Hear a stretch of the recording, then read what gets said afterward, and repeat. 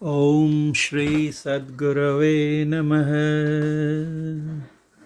आइए श्रवण करते हैं पूज्यपाद महर्षि संत सेवी परमहंस जी महाराज के एक प्रवचन का अंश, जिसमें उन्होंने हम सामान्य मनुष्यों के अतिरिक्त साधु महात्माओं के लिए भी उपदेशपूर्ण वचन कहे हैं। यदि सत्संग सुनने वाले और सुनाने वाले भी परिणाम जानते हुए भी अशुभ कर्मों को करें तो उनका सुधार और उद्धार हो तो कैसे। संत कबीर साहब ने कहा, सत्संगति सुधरा नहीं ताका बड़ा अभाग।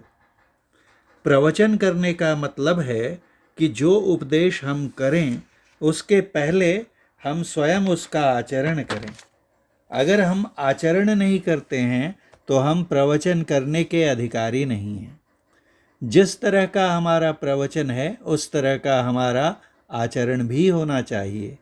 अगर प्रवचन के अनुकूल आचरण नहीं है तो उस प्रवचन का कुछ प्रभाव नहीं पड़ता। अगर किसी पर कुछ प्रभाव पड़ भी जाए तो उससे अपना कल्याण नहीं होगा बल्कि अकल्याण ही होगा। ध्यान का समय है, पर जो साधु हैं, महात्मा हैं, वे भी गपशप में समय बिताते हैं। सत्संग का समय है, पर इधर उधर घूमते हैं। जब साधु होकर हम अपने मन को नियंत्रित नहीं कर सकते, समय की पाबंदी नहीं रख सकते, तो हमें दूसरों को उपदेश करने का क्या अधिकार है। हम दूसरों से प्रतिष्ठा चाहते हैं, सम्मान चाहते हैं। यदि सम्मान मिल गया तो मन प्रसन्न हो गया, और नहीं मिला तो मन खिन्न हो गया, और हृदय में गांठ बैठ गई कि अमुक स्थान पर हमारा समुचित सम्मान नहीं हुआ। हम जिससे कुछ आकांक्षा रखते हैं, उसने यदि वह पूरा कर दिया तो मन खुश हो गया, नहीं तो राग द्वेष उत्पन्न हो गया। यदि हमारा राग द्वेष निःशेष नहीं हुआ तो संत तुलसी साहब ने कहा है, बहु सत्संग किया न किया। ऐसे व्यक्ति का सत्संग करना और नहीं करना बराबर है। हम साधु सन्यासी भी यदि गृहस्थों की तरह जीवन बितावें, उसी तरह का व्यवहार रखें, हमारा आचार विचार भी उसी तरह का हो, तो गृहस्थ और सन्यासी में क्या अंतर रहा। इस दृष्टि से तो कितने गृहस्थ हमसे कई गुना अच्छे इस दृष्टि से तो कितने गृहस्थ हमसे कई गुना अच्छे हैं। वे अपने समय अनुसार परिश्रम करके अर्थोपार्जन करते हैं। उन्हें परिवार चलाना है, बाल बच्चों को खिलाना पढ़ाना है, बच्चों का विवाह करना है आदि। इन सब कार्यों के लिए बेचारे पसीने की कमाई करते हैं। उन सब कामों से दो पैसे बचाकर साधु सन्यासियों की भी सेवा करते हैं। दूसरी ओर हम हैं, जो साधु वेश में आकर भी अपना समय ध्यान में, सत्संग में नहीं लगाकर इधर उधर लगावें, तो हम उनसे कितने अच्छे हैं, सो हम स्वयं समझें विचारें। गृहस्थ तो बाल बच्चों के लिए हाय हाय करते हैं, पर साधु को न स्त्री है, न बेटा ही, और न कुटुंब परिवार ही चलाना है। तो हम किसके लिए पैसे बटोरने के पीछे दिन रात हाय हाय करते फिरते हैं। उस पर भी कितना भी संग्रह हो जाए, संतोष नहीं होता। संत सुंदरदास जी की वाणी है, जौ 10 20 50 भये सत, होए हजार तो लाख मंगेगी। कोटि अरब खरब असंख्य, धरापति होने की चाह जगाएगी। पृथ्वी पातालहु राज करों, तृष्णा अधिकी अति आग लगेगी। सुंदर एक संतोष बिना 60, तेरी तो आग कभी न बुझेगी। सद्गुरु महर्षि में ही परमहंस जी महाराज पदावली में कहते हैं, फिरे चहु दिशि जगत में, अरु वक्त्रता देता फिरे। ध्यान बिनु नहीं शांति आवे, लोगहु कितनहु गिरे। कबीर साहब ने माया की प्रबलता के संबंध में बड़ा अच्छा कहा है। अवधु माया तजी न जाई, घर को छोड़ी के मठिया छाए। नारी तज के चेरी, बेटा तज के चेला कीन्हा। तहु मति माया घेरी। पहले तो हमने अपना घर बार, परिवार, रोजगार सब छोड़ दिया, लेकिन अब हम फिर दूसरा घर बनाने में लगे हैं। पत्नी को तो छोड़ दिया, लेकिन चेली को नहीं छोड़ सकते। घर में झगड़ा हो गया तो बेटे को कह दिया तू तू और मैं।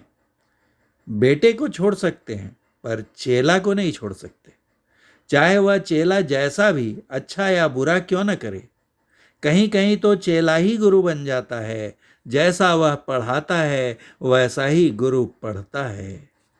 गुरु शिष्य अंध बधिर कर लेखा, एक न सुनई एक नहीं देखा वाली बात चरितार्थ हो रही है। भला कहिए, ऐसा भी व्यक्ति कभी गुरु हो सकता है? परम पूज्य गुरुदेव ने हमको भजन भेद बताने का अधिकार दे दिया, इसलिए हम गुरु हो गए। ऐसी बात नहीं।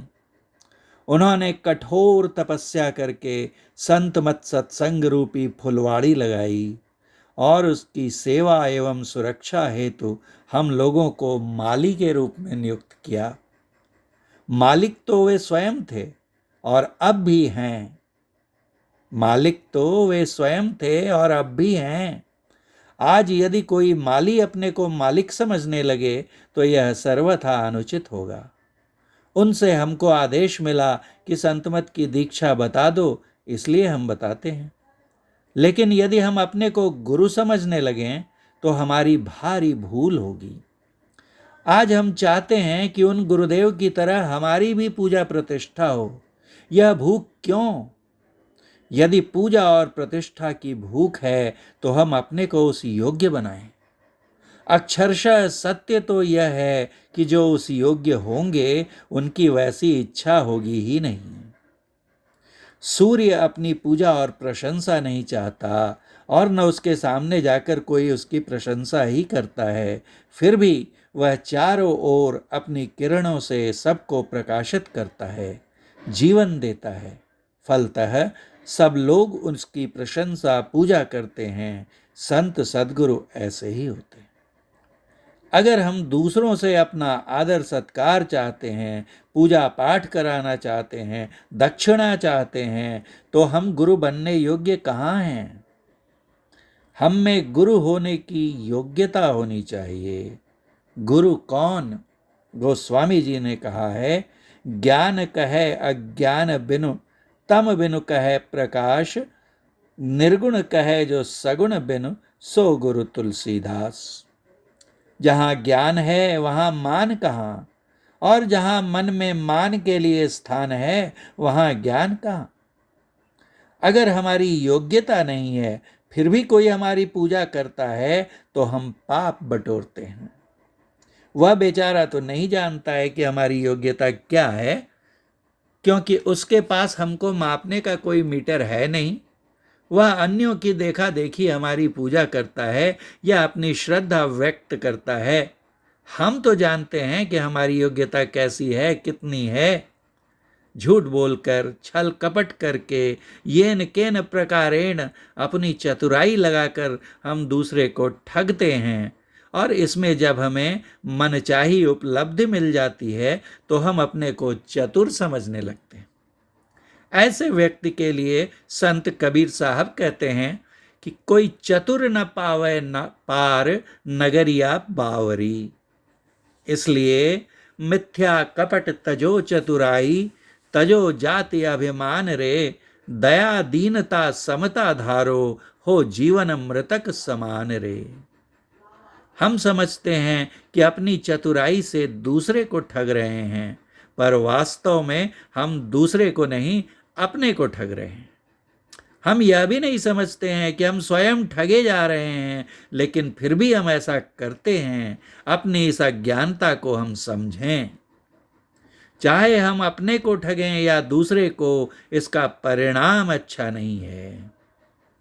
कुकर्म के परिणाम को, कुकर्म के कुपरिणाम को जानते हुए भी हम उसको करने से बाज नहीं आते, उससे डरते नहीं। क्यों? इसलिए कि हम अंधकार के कुएं में पड़े हुए हैं। आसुरी प्रकृति के लोगों को अंधकार में रहना ही भाता है, जैसे उल्लू पक्षी को घनी अंधियारी प्यारी लगती है। पर जो दैवी प्रकृति के लोग हैं वे सोचने लग जाते हैं कि हम इस अंधकार से कैसे निकलें।